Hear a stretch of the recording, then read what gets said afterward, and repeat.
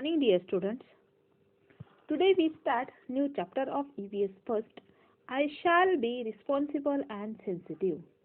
मैं मी कधी संवेदनशील आणि कधी जबाबदार होणार किंवा मी जबाबदार आणि संवेदनशील आहे.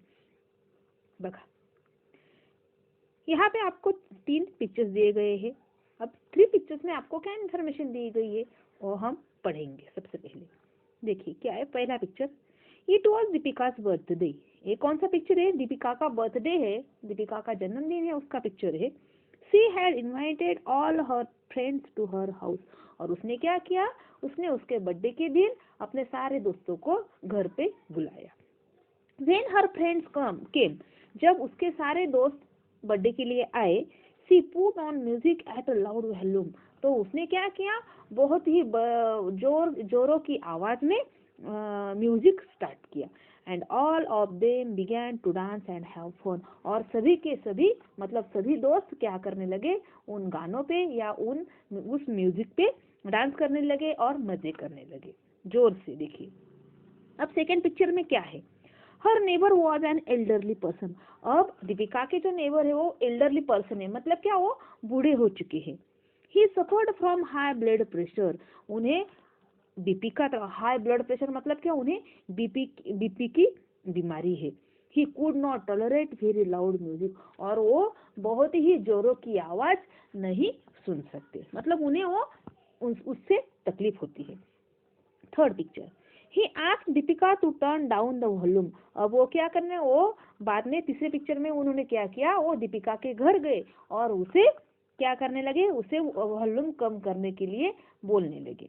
दीपिका रियलाइज दैट, दीपिका को समझ में आ गया, he was suffering because of the loud music. उसकी क्या समझ में आया? क्योंकि उनकी मजे की वजह से या लाउड म्यूजिक की वजह से उनके जो नेबर है उनको क्या हो रही थी?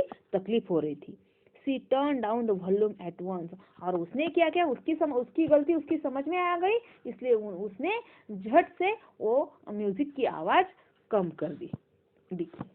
And he realise his mistake. देखिए इन तीनों पिक्चर्स में से हमें क्या समझ में आया कि अगर हमें मजे करने हैं, अगर हमें म्यूजिक सुनना है तो हमेशा हमारे अड़ोस पड़ोस जो हमारे अड़ोस पड़ोस में बूढ़े रहते हैं, छोटे छोटे बच्चे रहते हैं, उन सभी को क्या करना? उन सभी का ध्यान रखना चाहिए, क्योंकि हर कोई बड़ा शोर सुन नहीं सकता है.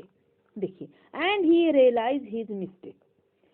अब उसकी गलती उसकी समझ में आ गई. कौन सी गलती? देखिए, Rahul's grandmother used to wait for him to return from school every day. Rahul की जो ग्रैंडमदर है, मतलब क्या, जो नानी है, वो नानी या दादी क्या करती है?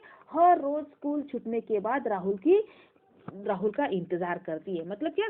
स्कूल छूटने के बाद वो राहुल कब घर पे आएगा, मैं उससे कब बातें करूंगी, कैसे बातें करूंगी, ऐसा वो हमेशा इंतजार करती रहती है.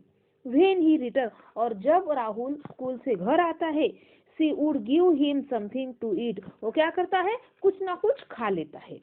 She asked him about what had happened in school that. तब दादी क्या करती है? उससे पूछती है कि आज स्कूल में क्या क्या हुआ, रोज पूछती है. As for राहुल क्या बताता है? लेकिन Rahul he could not wait to finish eating. वो क्या करता है? दादी ने उसे जो खाना दिया है वो खाना फिनिश नहीं करता है. And watch cartoons on TV. और वो कार्टून देखने के लिए लग जाता है. Grandmother felt very bad that Rahul did not talk to her properly. दादी को बहुत बुरा लगता है क्योंकि राहुल उनसे अच्छी तरह से बातचीत नहीं करता है. When Rahul parents notice this, और जब राहुल के माता पिता के ध्यान में ये बात आई, तब they also felt bad about. उन्हें भी बहुत ही बुरा लगा. वन डे, एक दिन क्या हुआ? Rahul father explain to him. Rahul के पापा ने उसे स्पष्टीकरण दिया. राहुल के पापा ने उसे बताया how is behaviour hurt his grandmother. वो जो बर्ताव करता है उस बर्ताव से उसके दादी को कितना दुख पहुंचता है. Rahul realise his mistake. Rahul को उसकी गलती का एहसास हो गया. फ्रॉम देन ऑनवर्ड्स, उसके बाद से ही began to talk his grandmother lovingly. और उसके बाद से वो अपनी दादी से बहुत हर रोज बहुत ही प्यार से बात करने लगा। जब जब वो स्कूल से आता है तो दादी जब पूछती है कि आज स्कूल में क्या हुआ, वो सारी बातें वो उन्हें बताने लगा। डिस्कस, अब देखिए नेक्स्ट पेज पे क्या है, discuss both the above incidents in class. अब आपके क्लास में अगर ऐसे कुछ इंसिडेंट्स होते हैं तो उन पे डिस्कशन कीजिए। क्या है first, why was Rahul and Deepika's behaviour wrong. यहाँ पे अभी हमने जो दो पिक्चर्स के बारे में, दीपिका का बर्थडे और राहुल की गलती के बारे में हमने जो कुछ देखा, उसमें उस पे डिपेंड एक क्वेश्चन है, why was Rahul and Deepika's behaviour, Rahul और दीपिका का बर्ताव गलत क्यों था। आपकी तो समझ में आ गया होगा क्यों था, क्योंकि राहुल अपनी दादी से अच्छी तरीके से बातचीत नहीं करता था। दीपिका के बर्थडे के दिन जो उसके फ्रेंड्स हैं, उसने जो गाने बहुत जोर से गाने बजाए, इसकी वजह से क्या हुआ, उनके पड़ोस में जो दादाजी थे उन्हें क्या हो गया, तकलीफ हो गई। अब देखिए second, how did they correct their mistake. तो उन्होंने अपनी गलती करेक्ट कैसे की। दीपिका ने क्या किया, म्यूजिक बहुत ही कम कर दिया और राहुल अपनी दादी से अच्छी तरीके से बात करने लगा। Are there old people living in your home or neighbourhood. क्या आपके घर में और आपके पड़ोस में ऐसे ओल्ड पीपल, मतलब क्या बूढ़े लोग रहते हैं। What help can you offer to them. जब आपकी उनको जरूरत पड़ती है तो आप उनकी मदद करते हैं क्या, नहीं, या कैसे करते हैं। देखिए, we all either live with or related to old people. हम हमेशा हमारे दादा दादी या बूढ़े लोगों के साथ रहते हैं। They love us and pamper us. हमें उनसे प्यार मिलता है, वो हमारी परवरिश बहुत ही अच्छी तरीके से करते हैं, प्यार करते हो हमसे। However, they cannot run about and play like us. वो हमारी तरह भाग नहीं सकते या खेल नहीं सकते, दौड़ नहीं सकते। They often need small tasks done for them like fetching medicines or other products from the market. उन्हें हमेशा हमारी छोटे छोटे कामों के लिए हमारी ज़रूरत पड़ती है, जैसे कि for them like fetching medicine, जैसे कि मेडिकल से दवाइयाँ लाना, और other products from the market, और मार्केट से अदर प्रोडक्ट्स लेकर आना। Removing their from their lops और थ्रेडिंग नीडल्स, नीडल में थ्रेड डालना। If we carry out this task for them, जब जब हम ऐसे छोटे छोटे काम करते हैं, it is of great help to them, उन्हें बहुत ही बड़ी मदद मिलती है हमारी वजह से।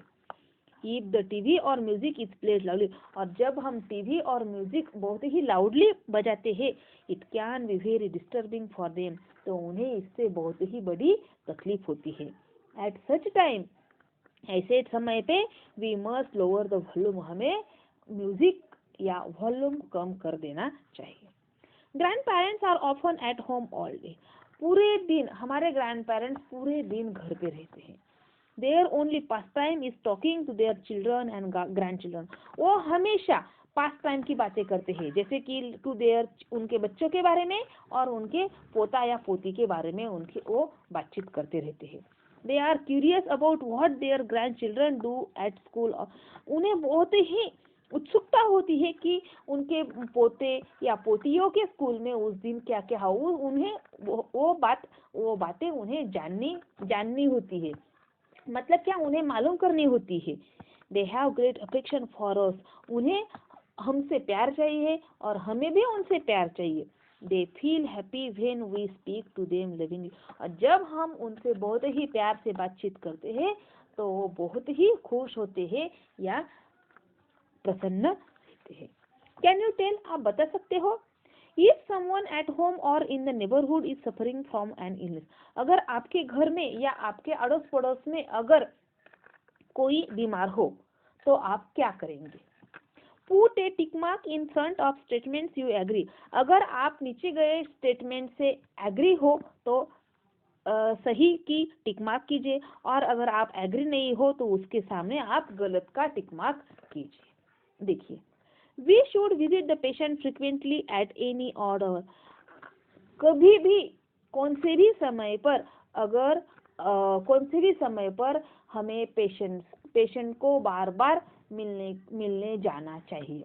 गलत है या राइट है, ऑब्वियसली ये क्या है, गलत है। ऐसे किसी भी वक्त पे हमें पेशेंट को मिलने नहीं जाना चाहिए। The patient should be given medicine at proper times. Patient को एक सही वक्त पे मेडिसिन देने चाहिए। सही है या गलत है? राइट, क्या है ये? सही है। The patient should be offered fried food. Patient को हमेशा तेल तेल तेल तेल में डाले हुए अन्न पदार्थ देने चाहिए। वो क्या है? गलत है। The patient should not be given unwanted advice. Patient को कभी भी बिना पूछे कोई भी एडवाइस नहीं देनी चाहिए। Right. The patient must be given meals at the right time. सही वक्त पर पेशेंट को खाना देना चाहिए। Right. One can watch TV at a loud volume in a patient room. Patient के रूम में बहुत ही बड़ी आवाज में टीवी देखनी चाहिए। Wrong. The patient must be bath only as per doctor's order. जब भी आपको डॉक्टर ने बोला हो तभी ही पेशेंट को नहाने के लिए बोलना चाहिए। राइट। और when the patient is better, और जब पेशेंट को अच्छा लगता है, medicine should be stop immediately without consulting doctor. Patient को जब भी अच्छा लगता है तब आपको तो उसके सारे मेडिसिन स्टॉप कर देने चाहिए immediately without consulting the doctor से, या डॉक्टर से बिना पूछे वो सारे मेडिसिन बंद कर देने चाहिए। ये क्या है? गलत है। देखिए, ऐसे ऐसे बहुत सारी चीजें हैं, ऐसी ये बहुत सारी गलतियां हम पूरे दिन में कर सकते हैं। तो हमें ध्यान रखना चाहिए कि कौन सी सही है और कौन सी गलत है। देखिए नेक्स्ट पेज पे क्या है।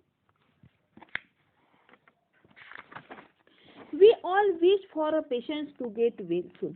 हम हमेशा ऐसी इच्छा रखते हैं कि हमेशा हमारे पेशेंट को अच्छा लगना चाहिए। For this, we should follow the doctor's advice and take care accordingly. और इसीलिए हमें डॉक्टर्स के रूल्स फॉलो करने चाहिए और उनकी केयर करनी चाहिए। After giving first aid for injuries, जब अगर इंजरी होती है छोटी बड़ी, तो सबसे पहले हमें फर्स्ट एड का यूज करना चाहिए। The patient must be taken straight to a hospital और प्राइमरी, और उसके बाद पेशेंट को हॉस्पिटल में या प्राइमरी हेल्थ सेंटर में लेके जाना चाहिए। डू नॉट डिपेंड ऑन, और ऐसे वक्त पे कभी भी तलिस्मान, एम्युलेट्स एंड इनकांटेशन पे हमें विश्वास नहीं रखना चाहिए। इनका तलिस्मान मतलब क्या? वो झाड़ू फूके करने वाले जो लोग होते हैं, बुआबाजी करने वाले लोगों पे हमें विश्वास नहीं रखना चाहिए।